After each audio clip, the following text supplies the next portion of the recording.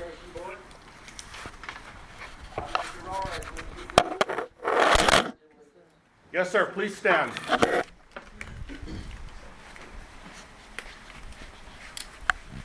I pledge allegiance to the flag of the United States of America and to the republic for which it stands, one nation, under God, indivisible, with liberty and justice for all. Thank you. Ms. Hogan, will you please take the roll? Chairman Richard Searle. Vice Chairman Van. Here. Board Member Ted Maxwell. Present. Board Member Jenny Howard. Present. Board Member Sam Elters. Present. Board Member Jamisita Peshlakai. Here. Board Member Jackie Meck. Here. Mr. Chairman, you have a quorum and may proceed. Thank you very much. And Ms. Peshlakai, welcome to the Transportation Board. If you would like to take a minute or two and introduce yourself, we'd appreciate it. Thank you. I am Jamesita Peshalkai. I am Navajo, and I am from northern Arizona. I live in Coconino County. I am a former state legislator. I served one term in the House and 3 terms in the Senate. And I think each of those years I was on the Transportation Board, so I've seen your work and all the things that go into the planning. And so I'm really honored to be here. And I reside on the Navajo Reservation in Cameron, and really happy to have joined the team and see what you're all doing and continue to plan for Arizona. Yeah. Thank you. Well, thank you. And like I say, welcome to the board. We look forward to working with you. And with that, Floyd, would you please proceed with the announcement of the Civil Rights Act? Yes, sir, Mr. Chairman. Pursuant to Title VI of the Civil Rights Act of 1964 and the Americans with Disability Act, the Arizona State Transportation Board and ADOT do not discriminate on the basis of race, color, national origin, or disability. No person will be excluded from participation in, be denied the benefit of, or be otherwise subjected to discrimination under any Arizona State Transportation Board or ADOT program or activity. To assist in measuring the public's participation, we ask individuals to please complete an online self-identification survey, and the link to that survey is shown on the agenda. By completing this voluntary survey, ADOT will be able to determine who attends its public meetings and how the department can improve participation. The survey will also help ADOT fulfill federal reporting requirements. Thank you. Thank you. Do we have, as we move to the call of the public, have we any requests to speak, Floyd? Mr. Chairman, I have no requests to speak. All right, then we will go ahead and forego the call to the public, and we'll move on to item number 1, which is PPAC items with Mr. Patinet. Good morning, Chairman Searle, board members. Before we get started on this item, we're going to wrap everything into one motion, project modifications. After looking at some of the information here, all these projects would be considered modifications. So there is no new projects, and so the motion today will be for just only project modifications. That being said, Chairman Searle, board members, for your consideration, changes to the 2024-2028 5-year transportation facilities construction program, items 1A through 1I. Okay, before I take a motion, are there any questions on any of these items?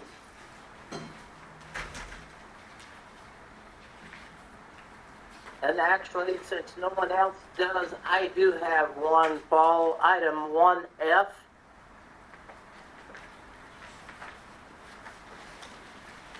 Okay, That's the Riggs Road 387 widened roadway in both directions. Explain that one, please.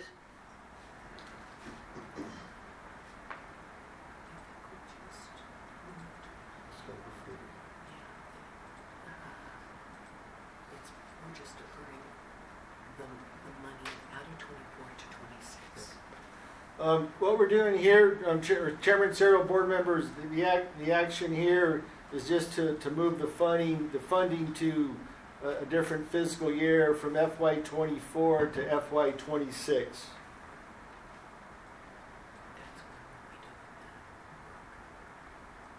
And right, and this is when that's So when what- the funding is Are we needed in going to be 26. starting this project, Paul? Pardon? Yes, I thought this was part of the scope of work. You know, we're starting with the Gila River Bridge.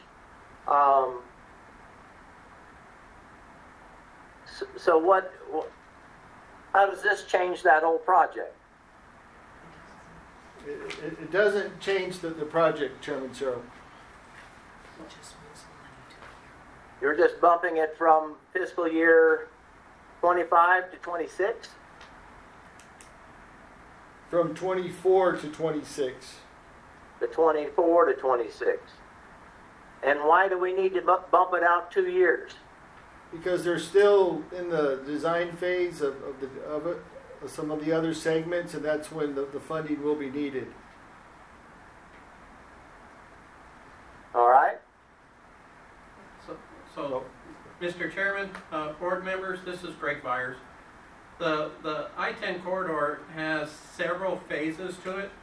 There's multiple projects, so as those projects come available, that's when we need the funding. The project stretches out all the way out to 2028, so there's multiple projects that are going to be timed out. So it's not a single project, it is multiple projects. All right.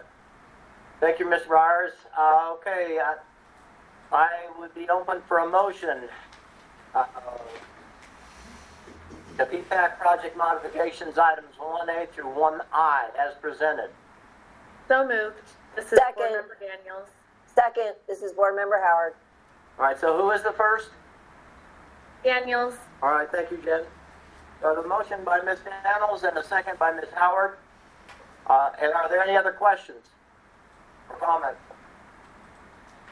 Hearing none, is there any opposed to the motion? Hearing no opposition, all those in favor say aye.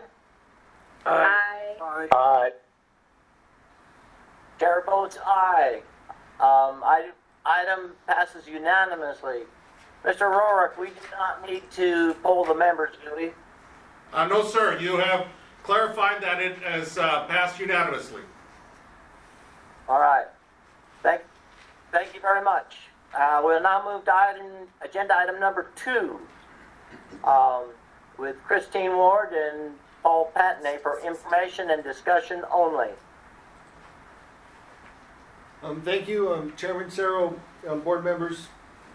Today I'd like to provide an update on the 5-year program and some of the progress to date, and let you know some of the proposed changes based on reprogramming of projects and advancing projects. And so today is just an overview of those changes along with an update on the public comments received.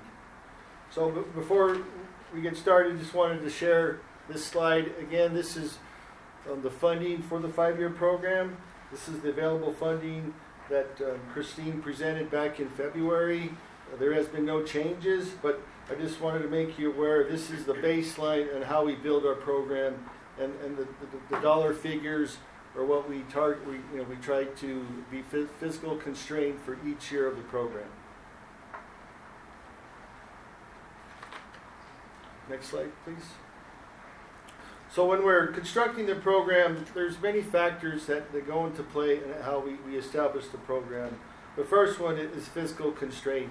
By law, our program has to be fiscally constrained, and so it's a good practice, and so that is one of the major goals of the program. Then the project budgets are reviewed annually as projects change in scope or different unknown conditions come. We look to adjust the estimates. For example, year of expenditure. If projects get pushed out for some reason, we have to adjust for the year of expenditure Then other items that go into the project budgets are the construction cost index. And so we're able to adjust the cost based on how the most recent construction projects and bids are coming in. Then on our changes in treatment type, because sometimes our programs, a lot of times they get put in a new project in the third or fourth year of the program. And when we develop the estimate, we're being based on the condition at that time. And a lot of the times, you know, like this past winter, where the conditions can drastically change, thereby requiring us to have a different type of pavement fix or bridge fix. And so those factors come into play when we're evaluating the estimates. Then project readiness as well. Then also the project complexities is a factor as well.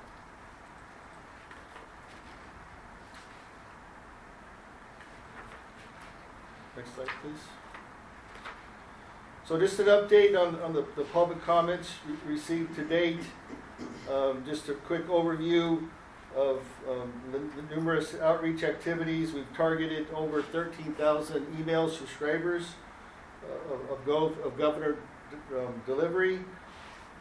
So to date, we have received approximately 670 comments on the tentative program. And if you look to the right, you can see how that 670 comments are broke down, and majority of those are related to highways, but there are comments as far as the transit and airports as well.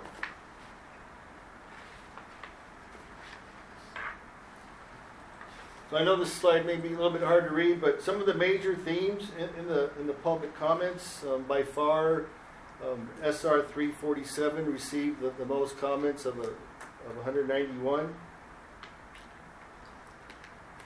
Comments there focused on the widening of 347 and improvements to Riggs Road intersection. The next was Interstate 10.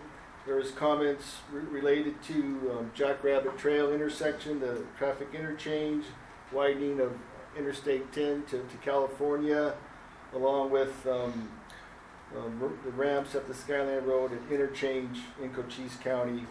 We received comments on as well. Then for SR 260, we had comments related to pavement condition. Then as you can see, there's comments throughout the areas related to pavement condition, and hensing our commitment to preservation. As you can see in our program, the preservation is the biggest pot of money that we have. And going down to there's a comment, 7 comments received related to SR 410, the Sonoran Corridor, and the emphasis there of keep that project moving forward. Then we had comments related to SR 51, pavement conditions and the need for widening.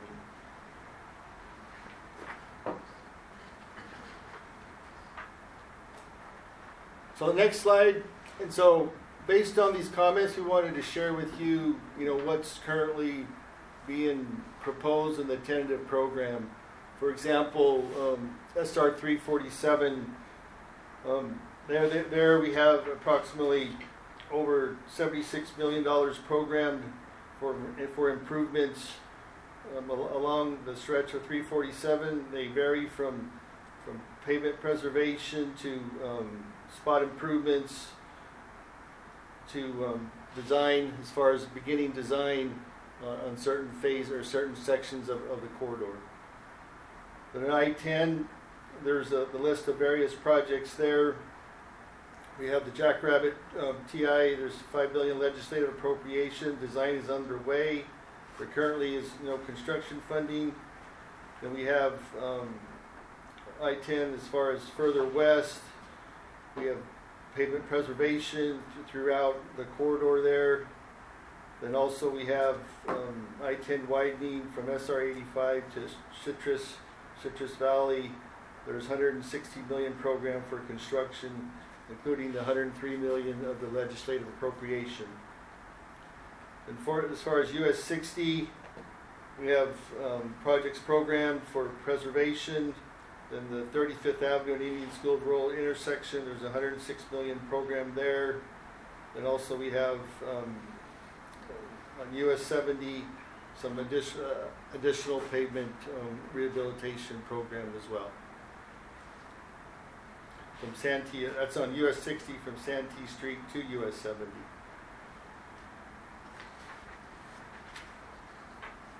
Next slide, please.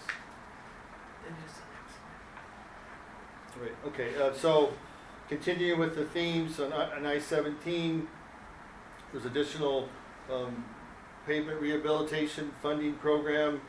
There's money program for some IT technology improvements from Sunset Point to Flagstaff. Then for State Route 260, we have our expansion project, Lion Springs Road, for the widening there. And also we have some additional pavement preservation as well from Nottingham Lane to 357.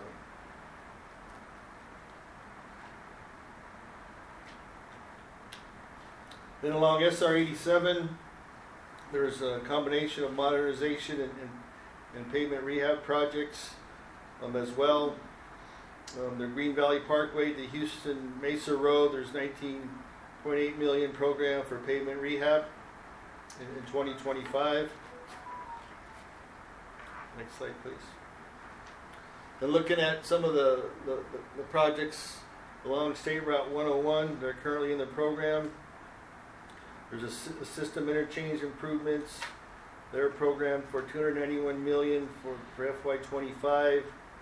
Then looking at additional at Northern Avenue TI, there's $15 million programmed to construct improvements of that interchange. As on the I-40, various locations. One of the big projects there is our joint project with Caltrans. And our portion of the project is $66 million program for the bridge rehabilitation. Then we have the pavement improvement projects from 11 miles from Two Guns to Denison. So a lot of you'll see in the program a lot of money programmed for I-40 preservation. So much needed. It's good to see. Then for SR 387, we have some spot improvements there, some modernization funding for traffic intersection signal improvements. On US 70, focus there is on pavement rehabilitation, pavement projects. Then our SR 89, 89A, we have a joint project with Coconino County on the US 89 flood control where they received close to $16 million for a Protect grant. Then there's the Migley-Wilson Canyon Bridge for a rehabilitation program in 2029 as well.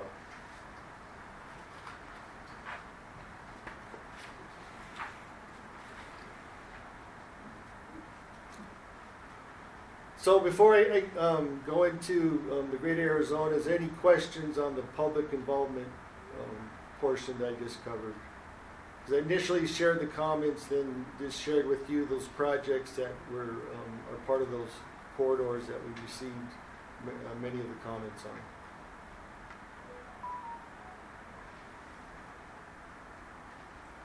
Okay, if hearing none, we'll move on to the Great Arizona as far as the tentative program. As you can see, the dollar amounts there. We do have our target is $450 million for preservation total. As you can see, we have dollars for expansion. That's the blue column. Then the yellow column is for statewide planning, followed by the purple columns, which is statewide project development. Then we have the modernization in red, and in green is the pavement preservation programs. Preservation for bridge and pavement. Thank you.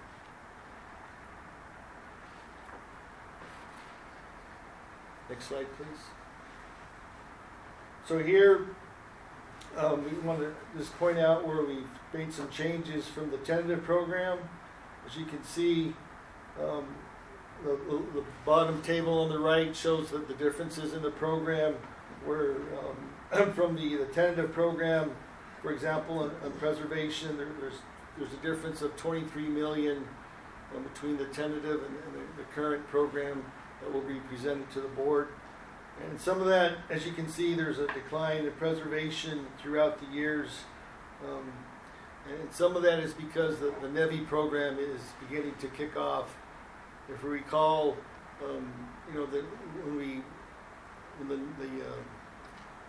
the new law came into effect, as far as the federal funding that we get for each of the programs, or for the state, as far as the federal aid. I'm using this right here.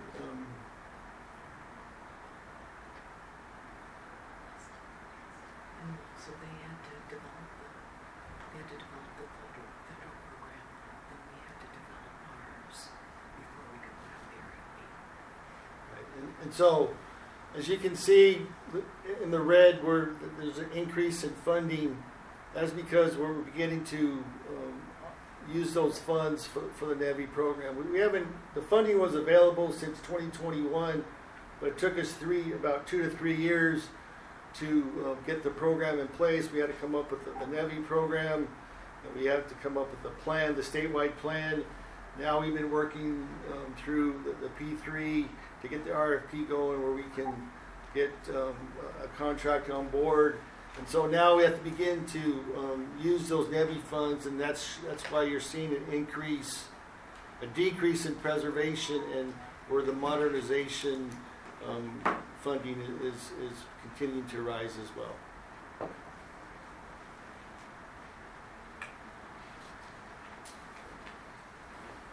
Next slide, please. So we wanted to talk about the changes from the tentative to the final.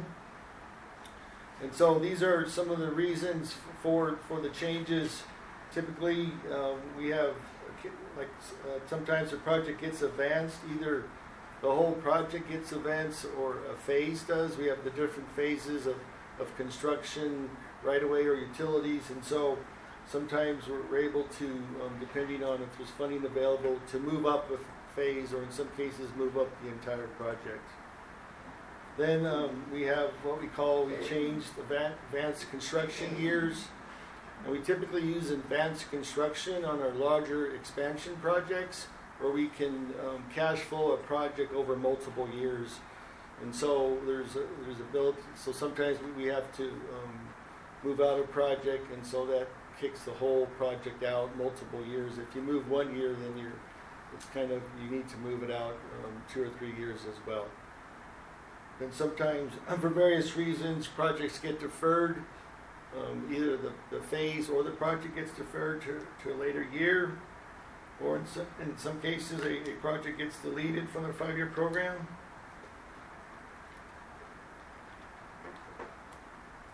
The changes are also because of increased cost, as we've seen throughout last couple of years. Our costs have kind of been variable, and so in some cases there's a change in scope which requires an increase in budget, so that's another type of change. The new projects are added, along with reducing costs for projects as well.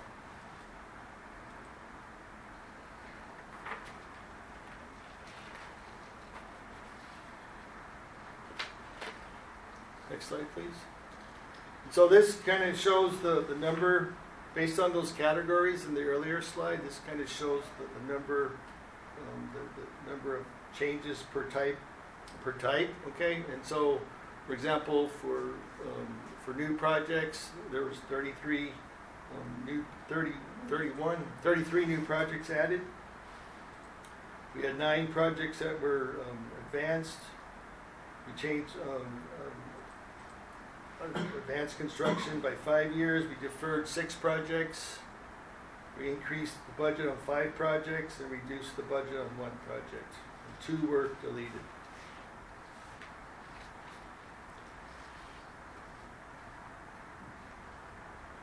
So next shows the projects that have been advanced and changes for the advanced projects. And so these were moved up to FY '24 with some available funding that we still had. We were able to advance projects up a fiscal year. And is there any questions on the projects that we're advancing that's being shown here? A lot of these were pavement rehabilitation. There's the one on I-40. There's a 47 million there for rehabilitation. The one on SR 86 in Pima County was moved up to FY '24 as well, and so were these others on the list here. Then just to point out, we were able to advance the two on the bottom for US 93. We were able to advance the design phase for these projects on this corridor.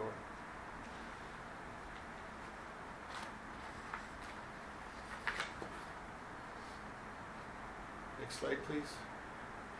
So these were advanced construction, the changes to the ones with advanced construction category. So on Cane Springs, we made some adjustments there.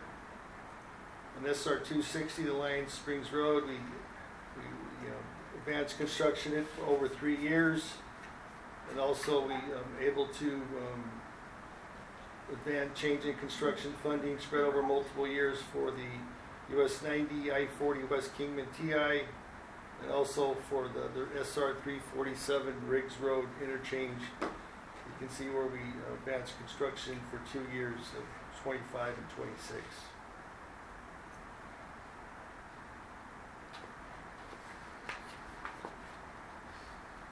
Next slide, please. So project phases that we deferred, need more time to complete, and here we have 5 local projects that had to be deferred for various reasons, and also there was 6 projects that were deferred for various reasons, both on the local and state system. Any questions on the deferred projects?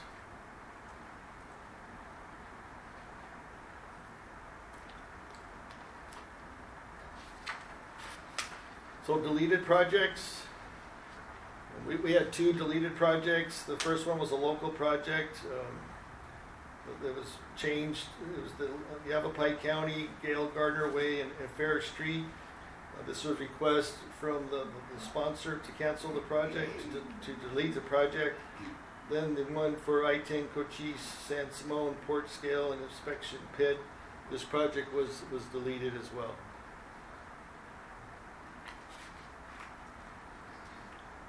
Next slide, please. So this shows the increase in funding based on changes in project scope, schedule, or budget. The first one is on I-17. We increased the project there because there was a change in scope by approximately $9 million. Then the I-40 Fort Rock Road, Markham Pass westbound. There's increased cost there, it's minor. Then the better US 89 Coquino in Coquino County, Bitter Springs Junction to Roseman Hill, we increased the budget there.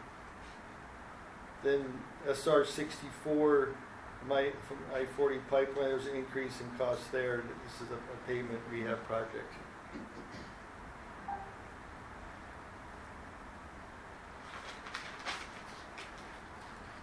Okay, next slide, please. So these are some of the new projects that were added. First one, there's a couple on I-10.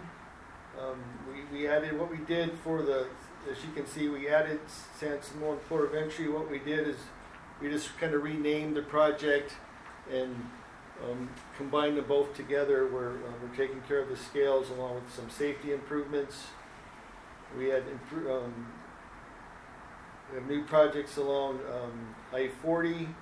These are new bridge rehabs. There's 2 of them there at the Hunt Road TI and also the Lake Havasu TI underpass. We also have advanced a project on Business 8 in the Gila Bend. That's the Gillespie Canal Bridge, eastbound and westbound. Excuse me, that's on Interstate 8. Then also we have 5 local projects that were added to the program, and these were all bridge rehab projects that were recently added to the program. Next slide, please. So the new projects continued. As you can see, there's more local projects, which is a good thing. And so they vary from Yavapai County. There's Navajo County. We have some in Pima and Pinal and Yuma County. So it's touching a lot of different areas throughout the state. Combination of transportation alternative projects, bridge rehab projects, along with some safety improvements as well. Any questions on the new projects showed?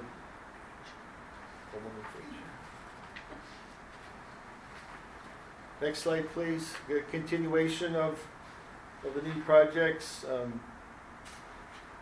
We have SR 202, Maricopa County. We have a LED lighting conversion. That's using the carbon reduction funding. It's a big effort for us to, throughout the valley, is to upgrade from high pressure sodium to LED lighting, and currently we're using carbon reduction funding for that. Then we added to the program SR 80 Cochise James Ranch Road, access road to the new port of entry facility. There was 20 million currently being proposed for 2027. And we have US 191 in Graham County. We have a new passing lane project that was added for fiscal year 26. Any questions on new projects? Chair, I have a question. Go ahead, Ms. Daniels. Thank you. I may be going backwards here. Sorry, I was bouncing back and forth between the WebEx and then the item that was sent over to us. Can you, and I'm sorry, I'm digging into the weeds, but I feel like that's what the study session here is for. So thank you for indulging me for a moment. Can you please explain to me the advancement of the Gillespie Bridge and the importance of that? I saw that that was a newly added project in District 1.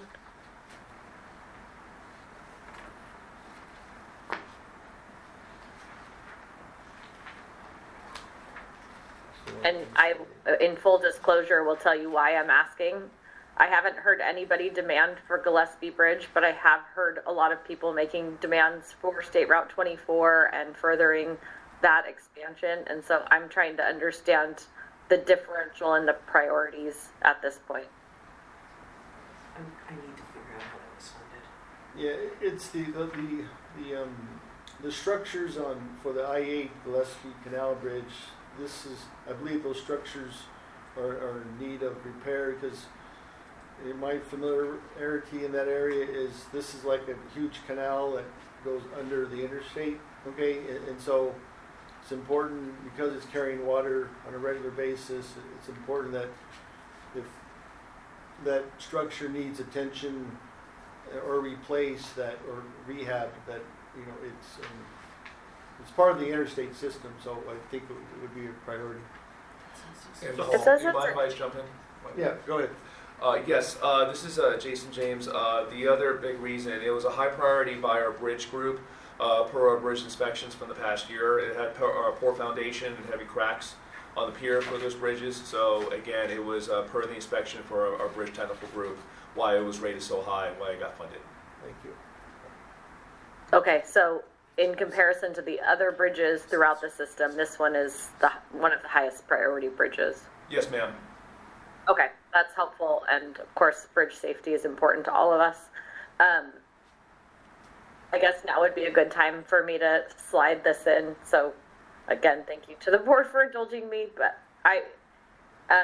the importance of State Route 24, I just can't state it enough. And having it within the 5-year plan, it was probably needed in the 5-year plan 5 years ago. And I know that there's so many different demands, but the ridership numbers, just a lot of, I think, necessity specifically for that area. similar to how much attention the 347 has gotten, which again, I agree with as well, is in high priority. I get the same amount of feedback directly on SR 24. And so is there a way for us to incorporate that into the 5-year plan? I saw that on your,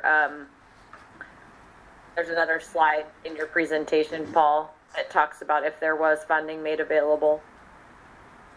Yes, we currently going to show it as an illustrative project, and those are projects that are currently, it's an unfunded, it's a project of regional importance, but it's currently, there's no funding source for it. Well, I understand that there's no funding for the construction side of it, but getting through phase 1 of this next component of it, I think is what the region is asking for. And it's important that when it comes to the programming in the MAG region, because this is part of the MAG planning region. It's been the practice for them to take the lead. What's the law? Mr. Chairman, Ms. Daniels, as the MAG is the planning MPO for this region, it needs to be in the MAG's program for us to continue to move forward with it. So the funding source that we're looking for is what we've been coordinating with MAG is how to get it into the program so it can be brought into our STIP. So it becomes a statewide project. So it's something we're still coordinating with. We're still working with them to figure out that funding source and to prioritize it, but it needs to come through the MAG planning process to meet the federal requirements. So it's my understanding it has come through that MAG planning process, Floyd. Yes, but they haven't programmed it. Yes, ma'am. They've been planning it. They've been starting the process, but they have to program the funds for it. And so that's what I'm talking about is they're planning the programming process. Because you'll see a lot of times we're asking the board to take something, but we also put the caveat in the MAG region, it's dependent upon regional council actions as well. We need MAG to go ahead and plan and then program this project in their regional plan, and then we can add it to our statewide plan. Ms. Daniels, Yes, sir. this is kind of a new. Can you give us an idea of what 24 needs in your opinion? I mean, the scope of the project. Are we talking widening? What is it that you've got in mind? State Route 24 is a new roadway, actually, altogether, and there has been a reprioritization at MAG and at Regional Council in order to further that. What they're looking for today is an extension of the existing State Route 24 farther about 1 mile to connect to the Central Arizona Parkway that's yet to be built, but that is being funded by Pinal County. They've set aside dollars and have money for all of this, but in order to start their Central Arizona Parkway, which is that important route for Pinal County, extending from the State Route 24 down to Santan Valley, where we have 150,000 residents that sort of live without major transportation infrastructure available to them, Put it in the program. then they will not be able to proceed with the Central Arizona Parkway until they have that SR 24 extension. And so there's a challenge associated with that until the SR 24 extension is made to that canal, the Central Arizona Parkway cannot be furthered. And so things are hinging on this extension. All right. Thank you for the update. Yep. There's a lot of people that live out here, and they've, Santan Valley is, I'm sure you guys have driven through, is an unincorporated area of Pinal County who has hopes. I know some of the residents, not all of them, but some of them have hopes of incorporation. And so I just think as attention is drawn to this area, it will be a huge benefit. And I respect Maricopa, City of Maricopa. They've got a lot of residents there as well, but Santan Valley has about double that. They're just not incorporated, so they're not as organized, I think, to come to us. But their county supervisors, both Supervisor McClure and Supervisor Goodman, have been very, very vocal with me on what those needs are. So I am doing my job as their district representative to also help advocate for their project. I would venture that as late as it is in the plan, it might be difficult to work it in this time, but it sounds like a great project for you this coming year. Understood. Thank you. So, Mr. Chairman and board members, I do want to add on. Ms. Daniels gave a very good kind of background on the project and the need. State Route 24 has been in MAG's planning corridor for a lot of years, and they put some preliminary planning in. They've also obviously started construction on some earlier phases. But it also was in the Prop 400 funding for the whole corridor. But with the rebalancing because of the funding shortfall, a lot of those segments were pushed out.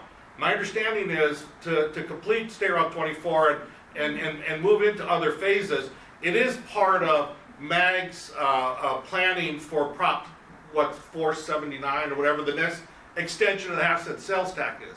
So it still is not so much that it isn't a regional need, it's been identified as regional need for years. And I'm sure, as Ms. Daniels said, and even Board Member Meck, Mr. Meck, you both have lived this for a long time as advocates here in the Valley, because this corridor has been on the planning corridor for probably 2 decades. Moving it forward does require us to ensure that it's in collaboration with MAG and their actions to put it into their regional planning and programming tip, so we can then incorporate it into the STIP.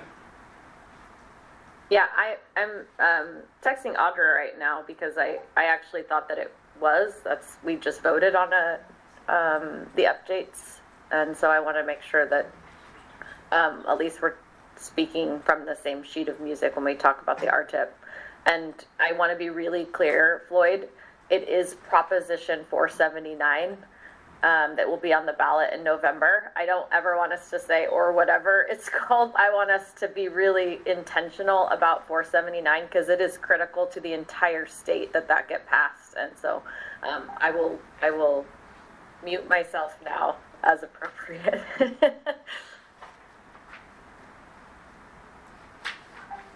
All right, thank you, Ms. Daniels. Is there any other questions or comments from the board for Paul on this item? Mr. Chair, it's Member Maxwell. I've got my virtual hand up there, but you can't kind of see it. It blends in with the background, it looks like. I would follow up based on the study. I'm going to ask a question that's purely to expand my knowledge first, but I think what you're hearing from Ms. Daniels and hopefully you'll hear from me in 25 after the regional transportation authorizations get passed by the voters, we're going to have numerous inputs to our 5-year plan as well as the long-range plan, and then there should hopefully be funding available. Plus, you could always tell Ms. Daniels she'll have to work with the next chair to get that stuff through. For those of you who don't know, she's the next chair. The question I've got, Floyd, is this plan has to be fiscally constrained. And I'll tell you, down in FEMA, we're wrestling with what the definition of fiscally constraint is. And so my specific question to get more knowledgeable is, if there's private funds that can be identified for a project, whether it's a safety enhancement, it's an improvement, are those private funds able to be considered in our inclusion in our 5-year plan?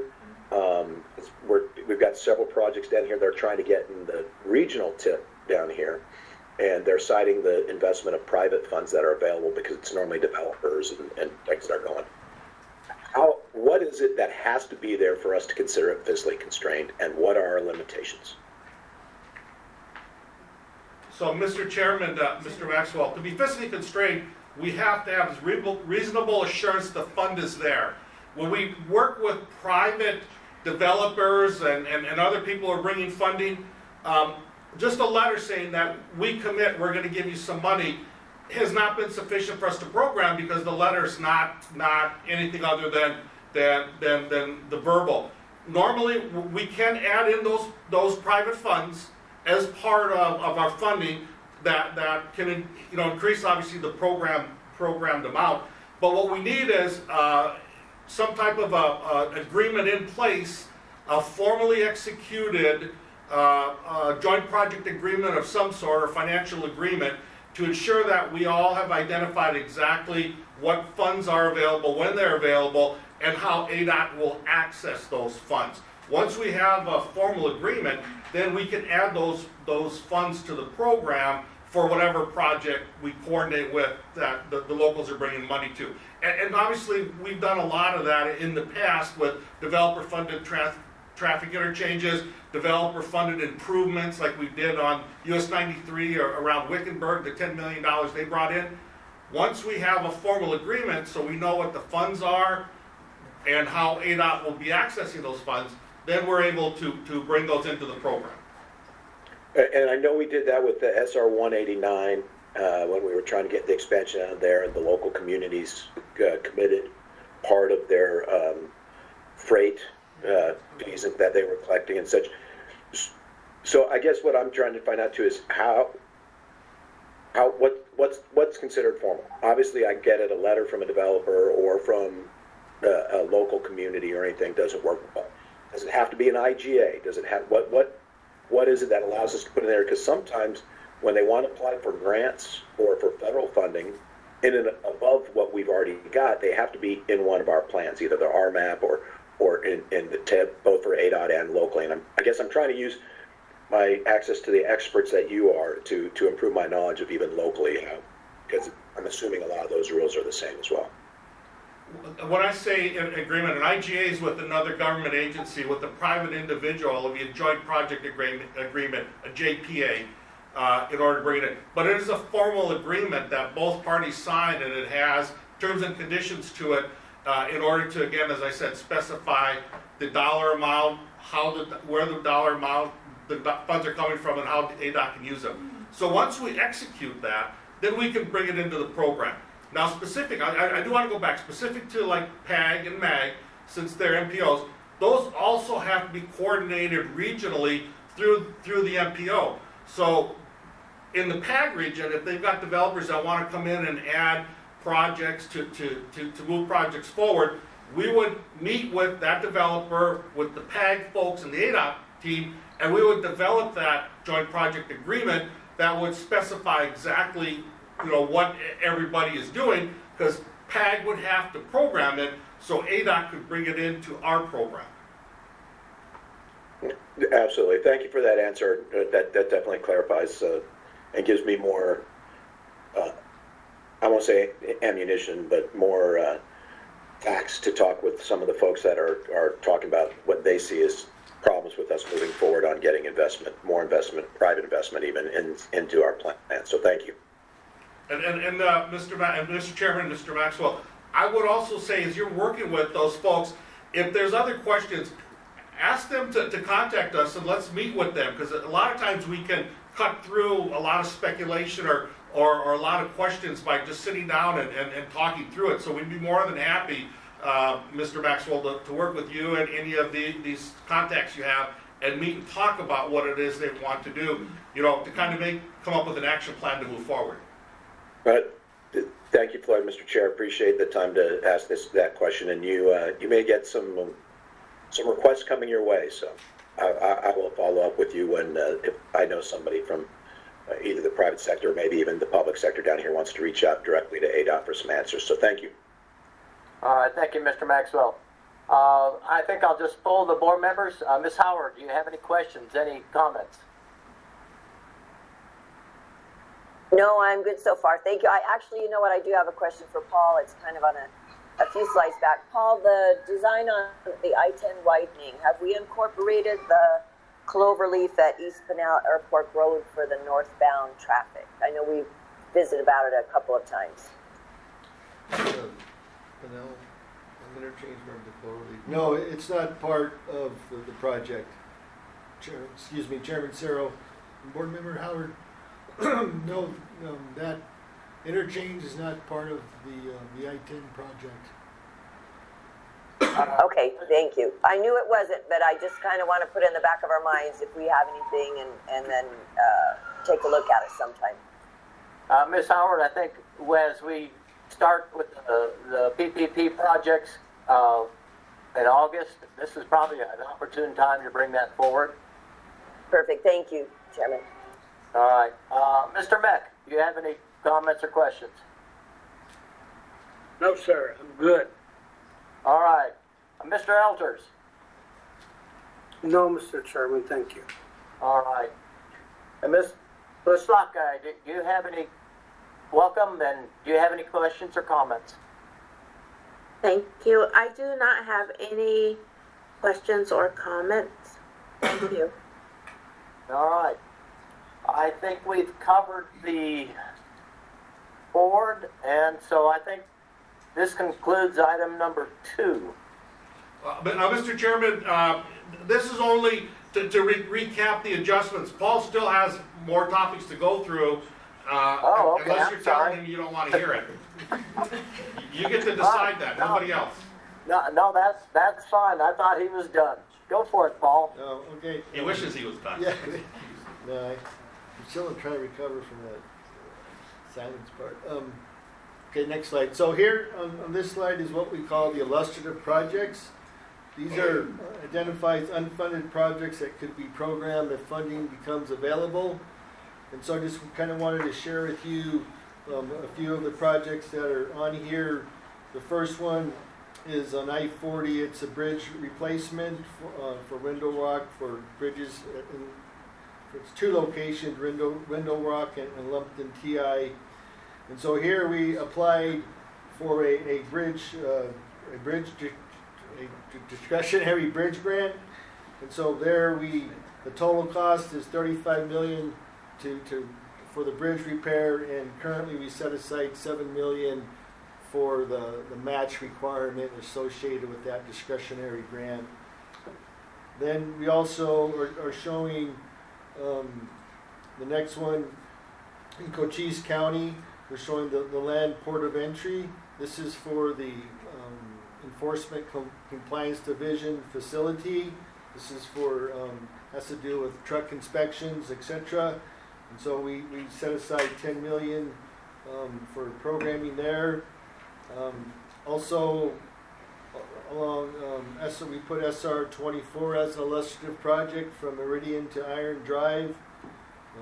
The corridor extension, and there's no funding set aside. All this is to be determined based on the various reasons discussed earlier. Then we're showing State Route 347 as the illustrative project. It's for the widening to 6 lanes, approximately 13.4 miles. Based on our the current parametric estimating tool that we have, we're projecting the cost to be $215 million for the six lanes throughout that area. Then the next project is on State Route 80, Cochise County. This is for the access road, the connector road to the new International Port of Entry. The improvements are on State Route 80 and the new connector road, or the improved connector road. And we applied for a discretionary grant as well. There's currently set aside $27.5 million. That's $20 million of funding from the state, then the $7.5 million from the legislative appropriation that was given. And so our grant ask was a request for funding from the grant. It was a little over $43 million there, it's shown. Then the final illustrative project on the list is on US 93 from Wickenburg Ranch Road. We had applied for a discretionary grant there as well, and we currently have it set aside about $35.4 million, looking hopefully to get that project funded as well through the grant. Paul, if I may, Yes, sir. on the State Route 80 project,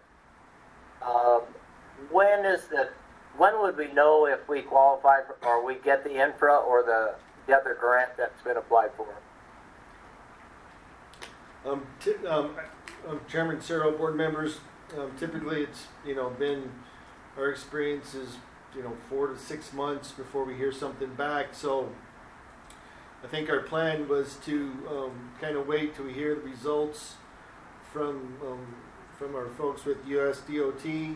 Then I'm always one to be positive and hopefully we'll get the funding. If not, then we'll have to regroup and strategize the funding, the full funding for the infrastructure that's needed. All right, I'll follow up with you on that at a later time. But from what you're saying right now, we're talking 4 to 6 months, so we're talking October to December probably, whether we know or not? Yes, sir. All right, thank you.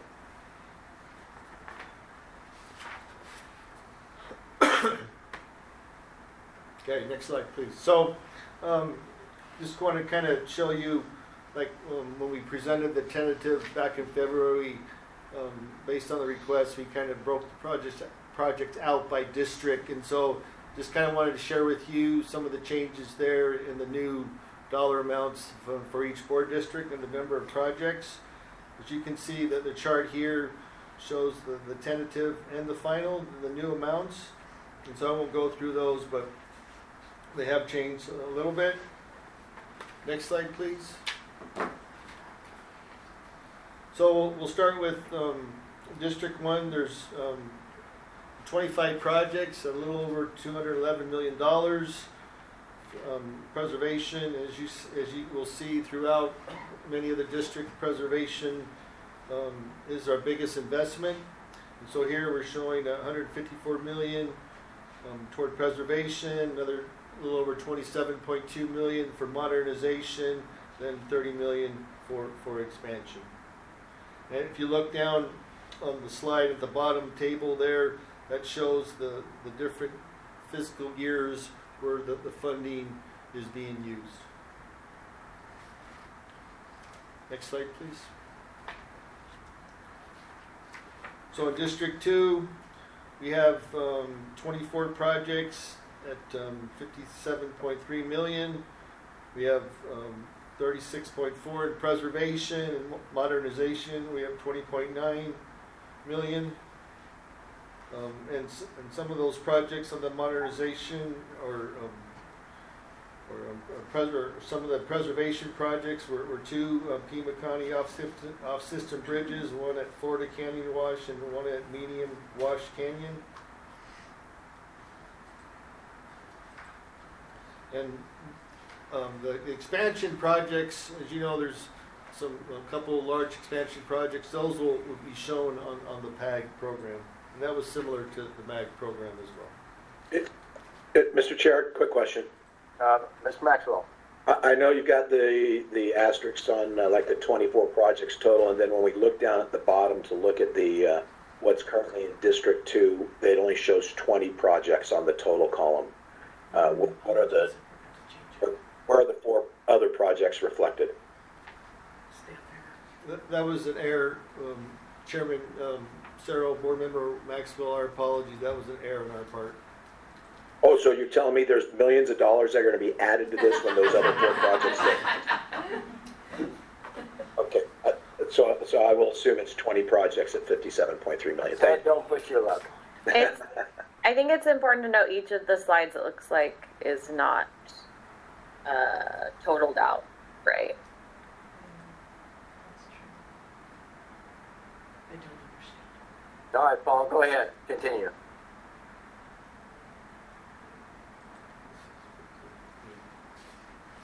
I'll fix that. The comment was that there might be not told out on the slides, that maybe there might be some errors on the slides. So I think if there's a correction that needs to be done, I would ask the team to correct it, and then we can send it out as a reference.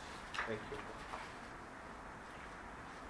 So on District 3, there's 20 projects totaling $165.6 million. Again, the bulk of it is the preservation at 130.7, modernization at 14.8, and expansion at 20 million. And so some of the rehab projects are on State Route 89, We have others on Interstate 10, in the west of Bowie. Then we have 6 rehab bridge projects, including the East Wilcox TI. Then also we have a bridge, then we have some modernization projects as well as far as the San Simon Port of Entry. Then we have the 2 expansion projects, or the 1 expansion project at the Douglas Port. So for District 4, we have 32 projects totaling $285.9 million. We have 134 toward preservation, modernization at 30.5, then our expansion 120.8, which is the Lion Springs section on 260. Next slide, please. On District 5, we have 56 projects totaling a little over $584 million. Again, preservation, a big bulk of that at $550.8 million, followed up by modernization at 26.4. Then we have administration of $7 million, and that $7 million is for broadband.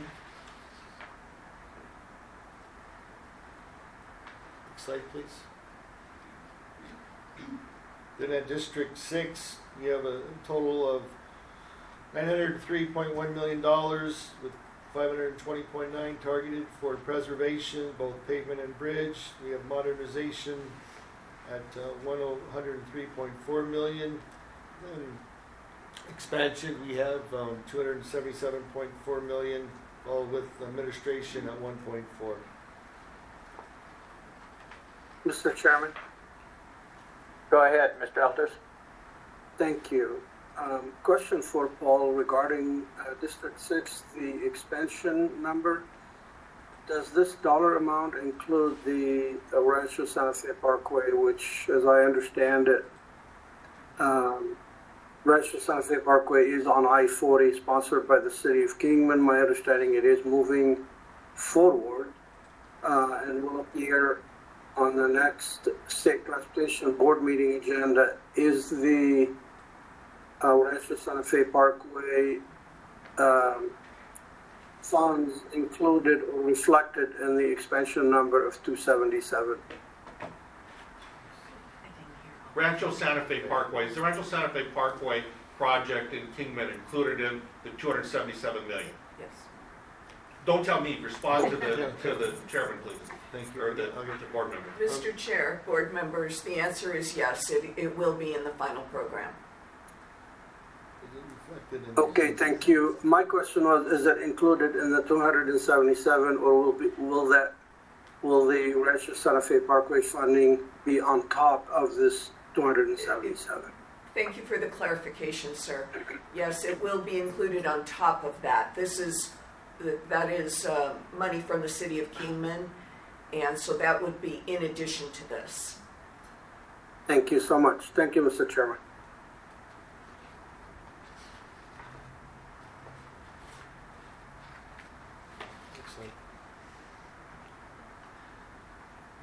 That Now are you ready for questions, Paul? it's delayed. It says questions, but it's not showing. I think we've been there, but if anybody else, this is an opportune time if you have any additional questions for Paul at this time on the 5-year plan. Hearing none, thank you for your presentation, and let's move on to item number 3.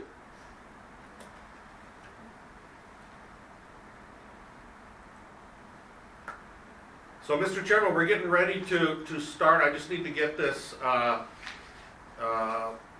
loaded up here for Mona.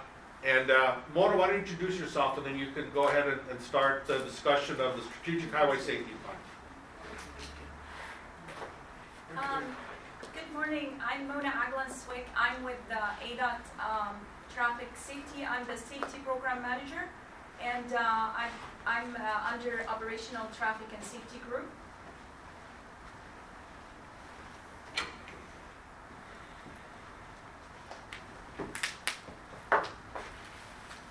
you just tell me next slide when you want to advance the next slide. Okay, so I will provide you today with an update on the 2024 Arizona Strategic Highway Safety Plan. Next slide, please. We will talk about the updates, and I want to say that we're updating both the Strategic Highway Safety Plan and the Active Transportation Safety Action Plan at the same time. We've done in the last a month and a half public outreach, so I will provide you with some summary. And then also we've done stakeholder outreach summaries, and then we will talk about the draft emphasis areas and what's happening in the next steps.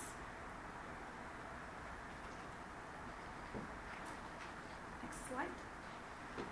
Okay, so the Strategic Highway Safety Plan is a policy document that is updated every 5 years under the federal guidance.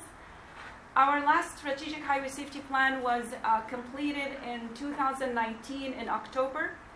The purpose of the Strategic Highway Safety Plan is to establish a roadmap to how ADOT and its safety partners can help reduce fatalities and serious injuries on all public roads.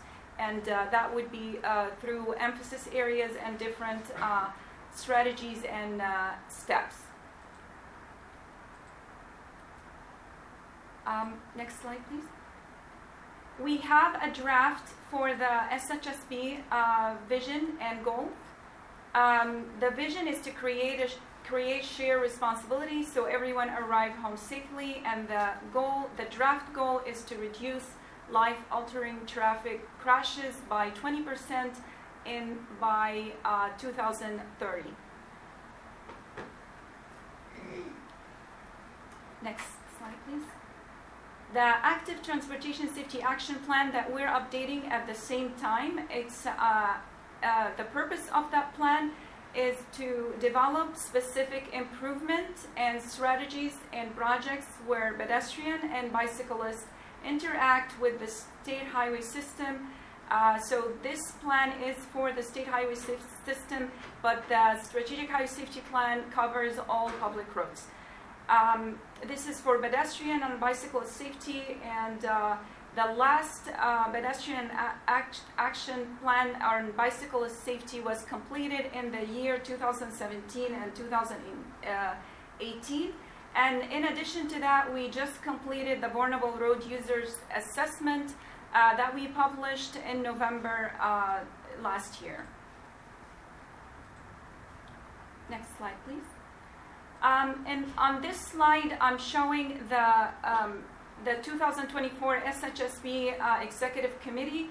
As you see on the screen, there is 6 state agencies and then 3 federals, and also the Inter-Tribe Council of Arizona. We meet once a month, and we have different options for the meeting. We meet in person or virtual, and we just had a meeting actually yesterday. We recently added on the executive committee meetings the Arizona Department of Liquor License and Control. The next slide, please. And the team for the SHSB, ADOT Traffic Safety, and ADOT MPD, and also we have a consultant, Kimley Horn, WSP, and Works Consultant. Okay, so I will talk about the public outreach summary. Next slide, please. We did. We had a link to the website, and also we had an online survey that opened in April 1st and closed in May 24th. And we collected several feedbacks. This graph shows some peak times, and it's surrounded around when we did the workshops and we conducted the public meetings. We always reminded everyone in every single meeting that we have of the survey and the website, and encouraged them to go ahead and submit their comments. And you see that there was 4,003 visitors. It was the website was viewed 6,000 times, and then we had lots of survey that were filled out. Next slide, please. We had several different responses from the public about how to improve road safety, and then we also had likes to the comments that was submitted. We had a total of 1,014, and then responses, and then we had 3,600 likes. Next slide, please. One of the categories that we asked in the survey is to the public why traffic fatalities are increasing. So we had the several, one was the least, and then 5 was the top. And then based on the rating, you can see that the first one that had the highest is the aggressive behavior. And unsafe lane change.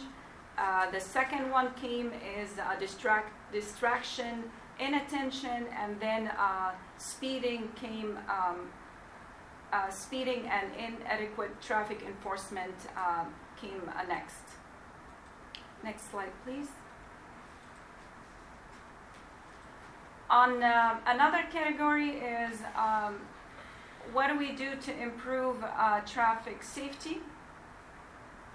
And then we had several response to increasing traffic safety by increasing enforcement of traffic laws. And then second one was making roadway improvement that should reduce risk of severe crashes. And then we had also came third in this category, widening roadway to reduce congestion. Next slide, please. Respondents were then asked to rate the significance of factors causing the current trend of increasing pedestrian and bicyclist fatalities. And then the highest ranking category was number 1 was driving distraction and inattentions. Second one was aggressive drivers' behaviors such as not yielding to pedestrian and bicyclists. Third one was unsafe pedestrian and bicycle crossing of roadways. Next slide. Also, there was a question about how to improve the safety for bicyclists and pedestrians. The highest ranking categories, the first one was providing additional protected pedestrian and bicycle crossing. There was a recommendation for crossing for traffic signals for pedestrians. The second one was increasing enforcement of traffic laws or enacting new traffic laws. So we've noticed that there was several requests for increasing enforcement from the public. The third one here was providing more pedestrian and bicyclist facilities along the roadways. Next slide. We asked them to rank effectiveness of various safety education strategies. The highest ranking was social media. Second was freeway messages, signs, and then driver education classes. We had several comments about how often the drivers get their education or license also updated. So on this slide, just providing you a summary of the public outreach, the cause of fatalities. We had basically the highest was human factors was ranked the highest for all roadway users, including vulnerable road users. aggressive behavior, distraction, speeding, crossing, following, not crossing from the cross walks. And then we ask about some strategies that they believe can improve safety. And again, we have seen this a lot, which recommending increasing enforcement, additional protection for vulnerable road users, and then outreach through the social media and freeway messages and driver education. On this slide, we're just showing how many response or recommendation that we have received from the public in related to the safe system approach on the left side, and on the right side for the related to the safety focus areas. Next slide, please. And when we looked at specifically for the safety focus areas, there was a category that they checked others. And we're showing, just to clarify here on the right side, what did they say about others. And some of the comments was related to maintenance. We had some of the public saying something about that the roads needs to be maintained, so I don't have to change my tires often, for example. And then there was some comments about the transit and where the buses stops and blocking maybe traffic behind it, or some issues like that. Next slide, please. We had this slide would show you how many times we met for or did the public outreach. We had a meeting in Phoenix in April 30th, and then Flagstaff May 2nd. We went to Tucson in May 7th, and then we had a virtual meeting in May 9th. And the virtual meeting had the highest number of attendance. And on the slide, we show you some of who attended from the general public. Next slide, please.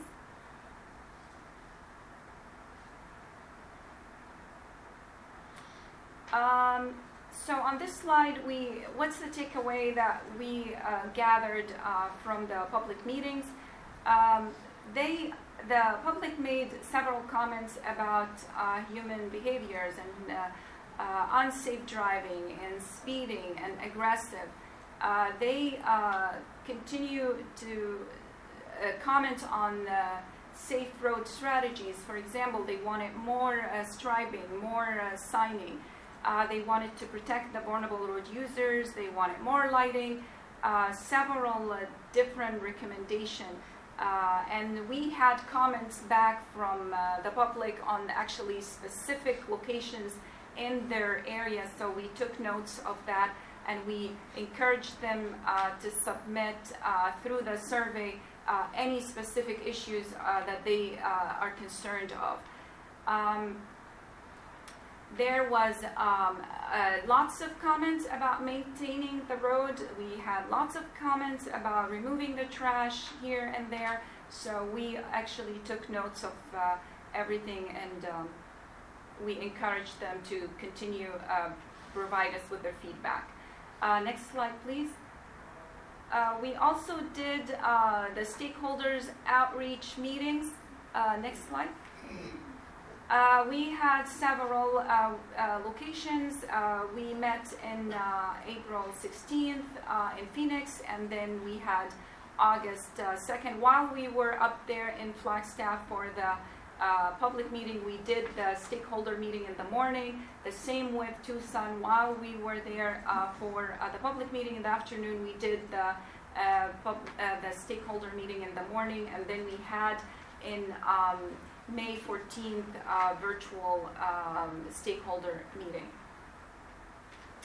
And the format of the stakeholder meeting was a little bit different than the public meeting, where we actually had broke down to workstations and we talked about the 5 draft emphasis area or focus areas, and we received feedback from everyone, and that would be also related to the safe system approach. So on the screen you can see the agencies that participated in every on each of the stakeholders meetings that we had.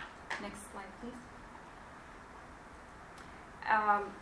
We did divide the workshops to the safety focus areas, and we also discussed in each of the workshop areas, we talked about the 5 elements of the safe system approach, and we heard from everyone and on recommendations of the countermeasures and strategies.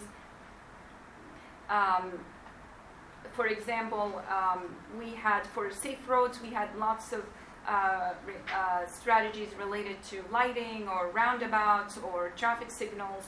And then for safe road users, they focused on education and more enforcement for the safe speeds.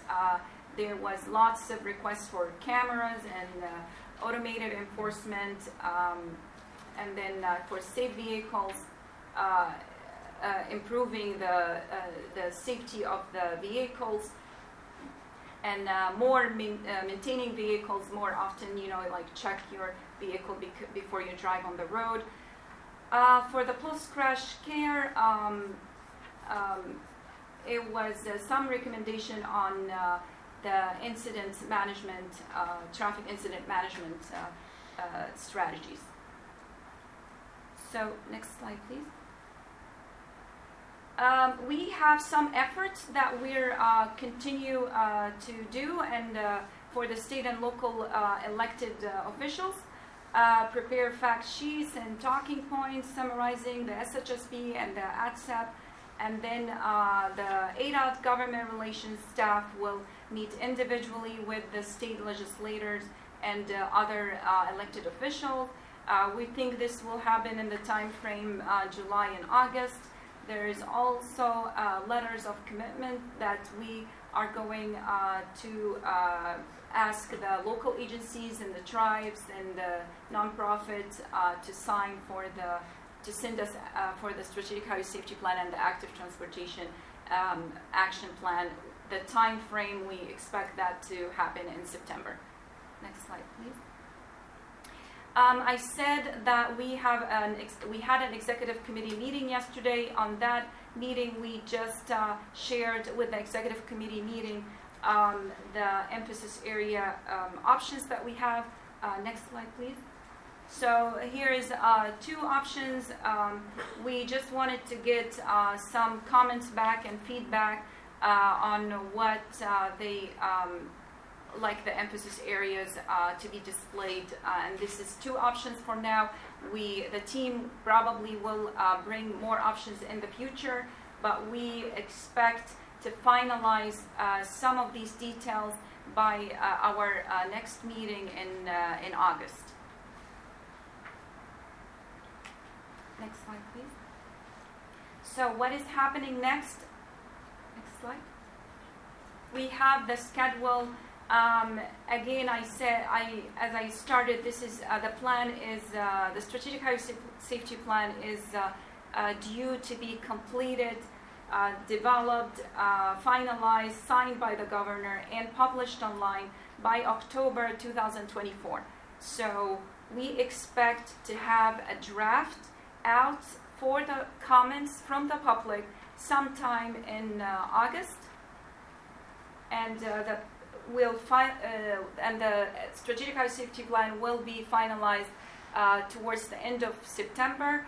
And again, we are updating the active transportation safety action plan at the same time, so it will be also completed at the same time. Next slide, please. So this is just to show you how is our schedule going. We're not going to have a meeting in July, but we will be sending updates to the executive committee in July, and then our next meeting going to be in August. We are expected to bring the emphasis areas and the vision and the goal of the SHSB in August and have some decision made by August, so we can send out the draft of the SHSB and the Active Transportation Safety Action Plan for public comments in sometimes August, so we can finalize in September and publish in October. Next slide, please. This slide just shows you the contact information. We have Danielle Oldham is the SHSB project manager, and Elaine Mariel is the ATSEP project manager, and we have our team from Kinley Horn, Michael Grandy, our project manager, the consultant on both the SHSB and the ATSEP. That's all what I have. Thank you. Mr. Chairman, this is Jennifer Toth. Just to reiterate some of the, I think, some interesting data marks and part of what was included in the presentation. But the highest fatalities that we have are related to human behavior, speeding, and lack of restraint or helmet use. And so when we went out to the public, it was interesting to see the survey results that the human behavior was the highest data point for them as well, which was, I found rather interesting, because I think we have a tendency to say, and we heard that in some of the comments, was it wasn't about them as drivers, but it was about the other drivers. And so that's some education I think that we need to look at. And as we saw from some of the data, some of the education campaigns that they are looking for, as well as we are, DPS just had the colonel just had a conversation with me this week, because our fatalities in particular this month have just skyrocketed. And so the discussion is, what can we do from a public education campaign? So we are taking a hard look at some of the things that we can do from a public education component, and looking at the different state agencies, as well as we heard from our local partners and some of the COGS and MPOs. If we can produce some videos that then they can share and the local governments can share, we feel like we can get a wider audience for that. So there's a lot to come out of this strategic highway safety plan in terms of the actions that we're going to be taking, and looking forward to having some of those discussions in the future with you all as well. Thank you. All right, thank you, Director. Any questions for Michelle or the Director at this time? Mr. Chairman? Yes, go. Thank you, Mr. Chairman. Great information. It is really revealing. It's interesting to see the data points that were. So, Mr. Elders, your audio is going in and out. We froze, you think? On slide 20 or page 20 of 31, when talking about the public meetings and who attended, this is the virtual meeting. And I couldn't help but notice that the attendees were injury attorneys and engineers. I don't really know. I don't know what to take out of that or what to make out of it. I don't know if Mona can share any insight on that, but I do have a question also for Director Toth, and that is, what is the latest full year information of number of fatalities on the state transportation system, not just the state highway, but the whole database for the state transportation? How are we doing overall, and what is the latest year's data that you can share with us? Thank you. So, Mr. Chairman, Board Member Elters, our annual publishing date, I believe, is in the July. It comes sometime in the July or fall timeframe, if I remember right. But I can definitely get that information and provide that to you. That would be great. Thank you, Mr. Chairman. Thank you, Director Toth. All right, thank you, Mr. Elters. Any other questions or comments? I see Ms. Daniels got a hand up there. Very good. That's clever. Thank you. I just want to touch on something that isn't and wasn't highlighted in here, although I do believe that there are some of the sort of titles, if you will, of the presentation. And thank you to all of you for the work that you've done on this. I think this is critically important for our system. I've made the comment, I think maybe at the last board meeting, that our roadways are going to be congested because we are a growing state, and that creates a lot of opportunities and it creates a lot of challenges. So we can't expect any of us to not be sitting in traffic every now and again. It's the price we pay for prosperity, if you will. But we all deserve safe roads to drive on, and everybody deserves to get home. And so that's a critical component. But I just want to touch on something that isn't mentioned here, and that is how we train drivers in the state of Arizona. And I realize I might be getting a little bit controversial and probably stepping in something, so I'll just go ahead and say it anyway, and then if there's no comments, I'll know that I really did step in something. But I've had 3 teenage drivers get their licenses over the last couple of years, and the threshold to be a driver in Arizona, particularly a new driver in Arizona, is very, very low.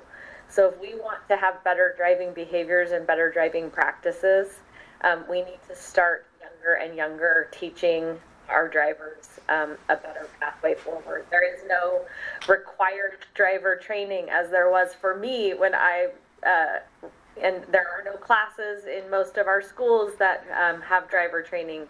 There's no required simulator time, although there is a recommended amount of hours behind the wheel, and as a parent you certify that you've done that with your children. And I think everyone with the best of intentions, I got really excited when my kids got their license because it meant I didn't have to drive them as often as I had previously. So I'm not recommending we change the driver age, but I will recommend and make a suggestion that we take a hard look at how we train drivers in the state of Arizona. Thank you, Ms. Daniels, and I'll be a little more blunt. I think it's just the influx of Californians into the valley, but that's okay. I don't know that they're statistically worse drivers than us, Richard, and in fact I'd probably maybe beg to differ, having sat in the front seat of some new drivers and held my breath most of the time. Yeah, Mr. Chairman, Board Member Daniels, we are constantly looking at the driver education component, as well as I believe, and I'll verify this, but I believe we do have some driving simulators at some of our MVD offices. And I will provide you that information as well. I think what I meant was required time. When we have a new pilot, there's a lot of requirements associated with somebody to get a pilot's license. In fact, extensive amounts. Ted could probably delve far more into that. And there are far less airplanes in the sky than there are cars on the road, but our threshold to grant licenses is really low. So I realize that this is maybe a state legislature component, but if we really want to get serious about driver behavior, driver safety, even beyond enforcement, it starts much younger and it starts with training. All right. Thank you very much. Any other questions or comments? Mr. Chair, this is Member Maxwell. I got a question for the director. Mr. Maxwell. So it was very interesting, and I appreciate the briefing. It was, to me, insightful that there was several comments or a section of comments made on enforcement, lack thereof. And I think that goes back to everybody's concerns about it's everybody else that's driving bad, not me. Why don't we stop the speeding, the running red lights? I mean, it's just we drive that way, and I'm probably just as much as fault too in this community. My question is, there was a recent column or opinion piece published in the Arizona Republic that highlighted the shortage of DPS officers. I mean, it went to imply that if you weren't in Maricopa or Pima at night, likelihood of a DPS officer being on the roads was almost nil. So what's the role of ADOT, since a lot of the traffic safety stuff and the fatalities, a lot of this, I won't say is out of our control, but it's definitely impacted by our partnership with DPS. And I'm just curious, what you mentioned, Director, that they come and asked us for more education. How much do you coordinate with them on their manning and their personnel and how they're used, if at all? Yeah, I was going to say that this issue we brought up yesterday in the safety committee, in the executive committee meetings, and we actually want to do a more outreach to the enforcement, and we're actually getting a list of several events that is happening around the valley, and we're trying to provide them with information on the strategic highway safety plan, and we're trying to see if we can go and present, or if we can provide them, if they can provide us with what's their needs. But we have heard the low staffing, so they do. Lots of them has issues with the number of personnel, so we are actually in contact to get more information on that, and how can we help when it comes to, for example, the highway safety improvement funding, and how can we make that available. But we are, like I said, in communicating with enforcement. Thank you.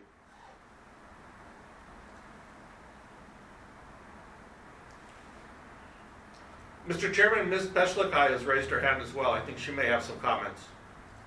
Very good. Ms. Peshlikai. Thank you, Mr. Chair. Thank you to the members, and then also thank you to for the report. I wanted to ask if there is a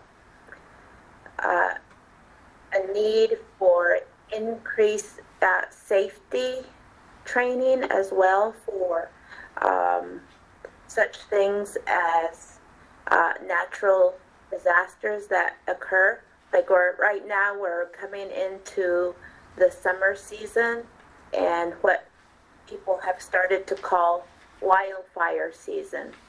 And I just had a family member coming in from the valley, and there was a fire somewhere in the distance, and out of nowhere, a deer came running across the road. And I think as the areas of the fires grow, then there needs to be something done for making our drivers aware that even though a fire is not right there in the immediate area next to our highways, that they ought to be cautious, because animals do roam to escape these natural disasters in areas that we might not have ever seen wildlife. So that is a comment, and I don't know if you want to answer that in the as part of the safety report, but I would like to make sure that in the future we do consider those types of seasonal and unexpected safety issues. Thank you, Mr. Chair. Thank you.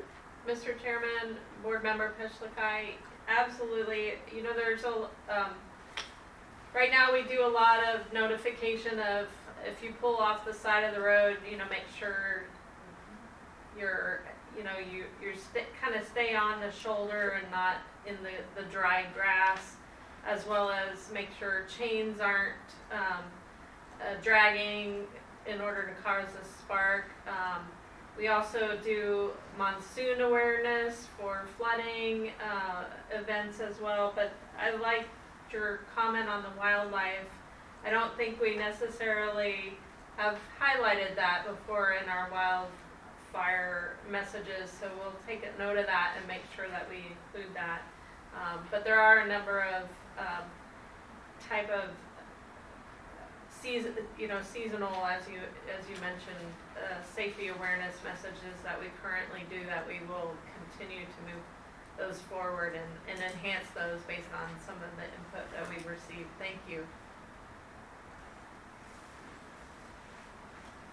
Okay, this is, if there's no other comments or questions, this does conclude our agenda. And if there is nothing else, I'm going to go ahead and adjourn the meeting.